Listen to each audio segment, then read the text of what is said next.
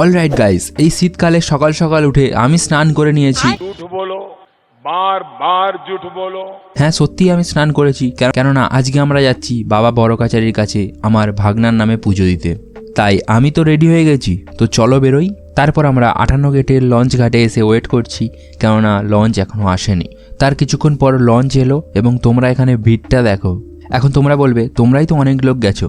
না না, আমরা মাত্র 20 জন গেছি, আর এখানে 80 থেকে প্রায় 100 লোক ছিল। তো গাইস, ওইসব কথা বাদ দাও, তো চলো লঞ্চে উঠি। দেন আমরা লঞ্চে উঠে নদী দেখতে দেখতে চলে গেলাম ওপারে, অর্থাৎ বুরুলে। তো এখান থেকে তো অটো ধরবো, তার আগে তোমাদেরকে দেখিয়ে দিই আমার এই ছোট্ট কিউট ভাগনাকে। তো এই দেখো, ও কিছুতেই ক্যামেরার দিকে তাকাবে না, তো আমি জোর করে ওর হাতটা সরিয়ে দিচ্ছি, তাও কিন্তু তাকালো না। তো যাই হোক, চলো আমরা যাই। তো তারপর আমরা পৌঁছে গেলাম বড় কাচারিতে। হচ্ছে এখানকার পুকুর, যেখানে সব মানুষজন এসে স্নান করে। তোমাদেরকে একটা জিনিস দেখাই, এই দেখো। তো এখানে সাজানো চলছে, তো সাজানোর পর কেমন লাগলো তোমরা একবার দেখে নাও।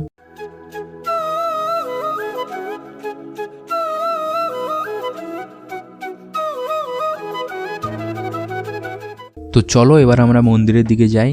তো এই হচ্ছে এখানকার মন্দির। তো তারপরে আমরা পুজো দিয়ে খাওয়া দাওয়া করে বেরিয়ে পড়লাম একটু মেলা ঘুরতে। প্রথমে ভাবছিলাম এখান থেকে একটা টেডি বিয়ার নেব, কিন্তু তারপরে মনে পড়লো যাকে দেবো তাকেই তো এখনো খোঁজা হয়নি। তো তারপর সেখান থেকে চলে এলাম। তো আরেকটু ঘোরাঘুরি করে বেরিয়ে পড়লাম বাড়ির দিকে। তো সেই অটোয় করে পৌঁছে গেলাম বুরুল লঞ্চ ঘাট। কিন্তু এখানে একটা স্ক্যাম হয়ে গেল। এখানে ভিডিও করতে করতে হঠাৎ আমার ফোনের চার্জ শেষ হয়ে গেল, তাই আর ভিডিও করতে পারছি না। তো দেখা হবে পরের কোনো ব্লগে, ততক্ষণের জন্য বাই বাই।